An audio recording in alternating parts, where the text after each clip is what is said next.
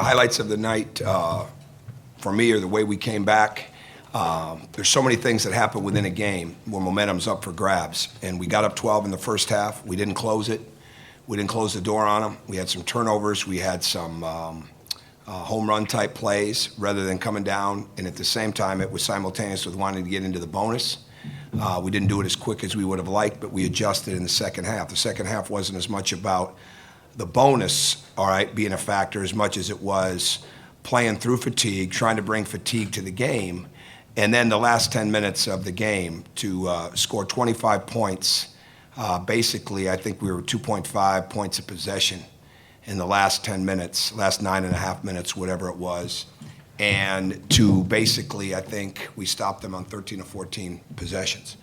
And to me, that's the sign of things that we've got to learn. And like I said to them after the game, the quicker you form an identity that you can carry with you, home, road, no matter who you're playing, the better off you're going to be. And it's hard to do. But the bottom line is creating an identity with the defense, with the pressure, and not only bringing fatigue to the game, but playing through it on our end and then getting good quality shots and playing with tremendous energy. And I thought that we did that. We managed minutes with guys in a good way. It was the most minutes Colin Hartman has played since he got injured. I mean, his first day of any type of contact was the last 2 days. And so he did a nice job. We talk about individual players if you want to, but bottom line for me, or for us, is we took a team that is outstanding, number one in the country, just like we're going to, or number one in their country, just like we're going to see next week with Bellarmine, number one in Division II, and it's by design to give ourselves a chance to go against those types of teams. And we'll learn from this. We'll learn from them. A lot of adjustments inside of the game. Guys had to guard different matchups constantly because of their ability to shoot the ball and because of the way they were looking for their matchups. So couldn't have asked for more. Well-coached, tremendously well-coached team, and very good players, and obviously well-tested because they're playing so many games. But proud of the way our guys played, improvement-wise in the game, and especially the last 10 minutes. Like your team is more physical around the glass this year? Well, I don't know yet. It's we got young guys, I mean, so it may look like it tonight. I'm not sure if it's going to look like that when we match up with other teams in the non-conference. I'm not sure it's going to look like that when we play Maryland and Purdue and Michigan State and Iowa and people like that. But bottom line is we have to be. We have to play with an aggressiveness. We have to play with tremendous energy. We've got to have more guys to the glass because there were a couple of times it looked really impressive with the effort that we were showing on the offensive board, especially with Thomas, with Max, certainly with Troy, but we've got to get more from others. And that's going to have to be a huge part of it for us because we're going to take threes, and we didn't shoot great tonight by any stretch of the imagination, but most importantly, neither did they. And they were averaging 14 threes coming into the game. So there's going to be long rebounds, but there's also going to be rebounds at the rim, and we've got to be able to be a factor on both sides. So that's definitely something that I hope we're seeing improvement in that throughout the year, but this is a good start. You talked about it a little bit, but in some ways was this a little bit more instructive as an exhibition because I know they don't really have practice rules in Canada. They've already played a lot of games. They just seemed, I guess, sharper than maybe an American opponent there because they've got... But they're well coached. I mean, they came out in the second half and they read the matchups.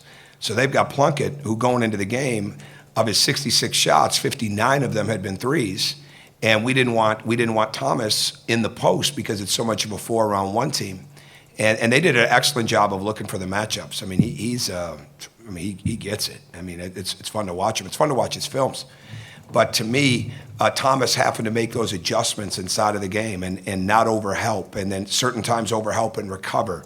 That's invaluable for him because he's going to have to guard numerous people for us. Sometimes it'll be a postman. I mean, in this league and in this non-conference schedule, you're going to see a lot of multi-dimensional forwards that he'll have to face. He's one of them.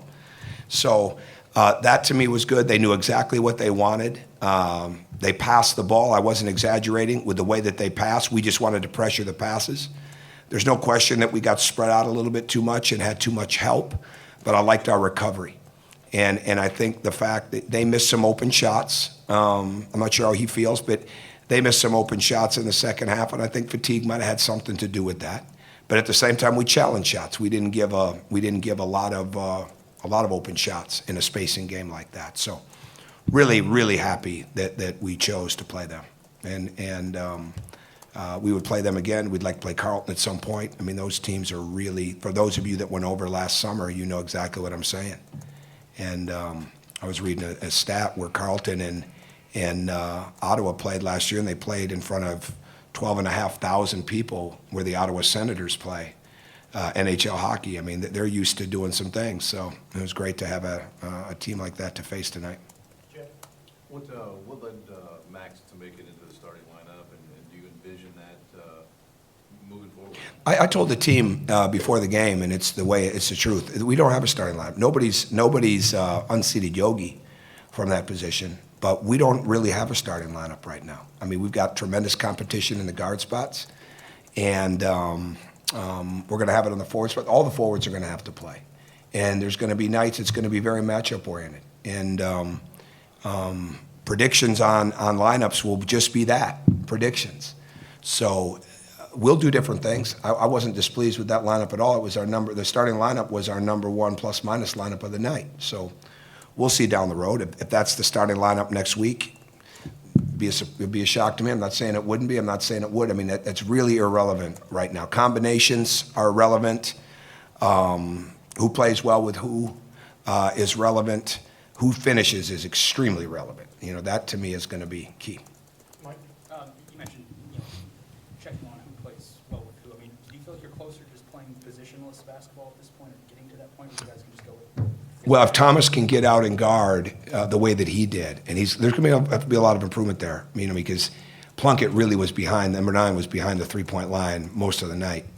But, and we gave up too much ground there, but that'll be something for him to learn. We moved it around. I was really proud of Thomas when we came out of timeouts and we moved him around on purpose. So he was literally playing spots on the court that he's not played in practice, because it's a great time to do that and see how he adjusts to that. And last year we weren't a great after timeout team on new things, okay? We were pretty good after timeout team on stuff we did, but we weren't as good of a team of coming out on things that we saw inside of the game, and we wanted to do some of that tonight, and he adjusted to that well. So that's all part of playing positionless basketball to me. But it really, that part of it, they can all shoot, and they're getting better with their handle, though at times it didn't look like that tonight. We still misread traps. We misread when it was time to split, when it was time to take on the trapper. I mean, take on the forward. We missed some simple passes, but I get that. But if we can get to a point where we can guard different positions, then that really leads you to another place offensively, and I hope we can get there. I guess to follow up with both those questions, sort of, I know it's just one game, but how do you feel like guys adjusted to that, to having the size inside? I know James talked about he felt like rebounding was easier for the guards because of that size, but I guess, again, I know it's just one game, but what do you feel like were some of the pros and cons of guys maybe adjusting to suddenly playing with more of that size inside? I'll have to watch the film, but I don't think we graded out high in the backcourt guys of getting to the offensive glass. We're trying to do a couple different things with that this year to utilize our athleticism. Because when you play a smaller lineup, I mean, Troy has no choice. I mean, he's got to be on the glass. It's one of his strengths. And we've got to get more rebounds, not just long rebounds, but we've got to get more tough rebounds inside the paint, inside the arc, from our guards, based on where they're at the time. Because when it comes to positionless, once the ball gets down the court, we really don't have what you would call a point guard. The point guard, to me, is the one that throws the ball ahead the best on the break, okay, after made baskets. And other than that, it's really moving and it's free flowing, with the exception of, you know, when we want to match up. But there was an aggressiveness from Thomas, from Troy, from Max to a degree, from Yogi, that has got to come. Colin to a degree, but he was a little rusty. I mean, that was one of the biggest things he did to get on the court last year, was his offensive rebounding. If we can get ourselves to a point where we get very, very aggressive, no matter who's on the floor, when it comes to getting to the offensive glass or being back, staying out of no man's land, we'll get better. And you had a second part? No, that was it. Okay. What all changed for you guys going in the second half, especially in terms of just limiting? Say that first part again. What all changed for you guys just going in the second half, especially in terms of limiting turnovers? Oh, I think we were very conscious of it, and And we were very, very conscious after our first half of getting up 12 and not taking advantage of the situation. That's really big for us right now because that's, we want our foundation to be really strong. And being able to play with a lead, just like being able to come from behind, it's an art to both, right? And it all comes in the sense of, all right, how well are we taking care of the ball? We don't want to play slow, but we don't want to make home run type plays. We don't want to make plays that aren't there. We want to make simple plays. And at the same time, we want to get that ball inside to the post so that we can play inside out. I think we did a better job of that, but frankly, I was better defense. So better defense for longer periods of time led to easier baskets for us. Okay, Coach. Go ahead. You mentioned combination. What do you like about the way Max and Thomas kind of complement? I'll have to watch the film. I think the plus-minus showed good. I think they've spent some time in practice together, but a lot of times they're battling each other. So that'll play out over a period of time. But the numbers look good, and now we'll see if the film backs it up. I thought they were comfortable with each other. It's going to be really, really important for Max to be a true quarterback. He doesn't have to be the babysitter or the big brother of the young guys, right? But he does have to be the quarterback. And because he's very smart, he's changing his role, and he can do things. He had 14 deflections tonight. Now, he might tell you in there that he's done that before, but I'd like to see visual proof of that, okay? But, 14 deflections is pretty impressive for him. So, and those kind of things, if you get that kind of activity from Max and from Thomas, that's going to be good for us. All right, thank you.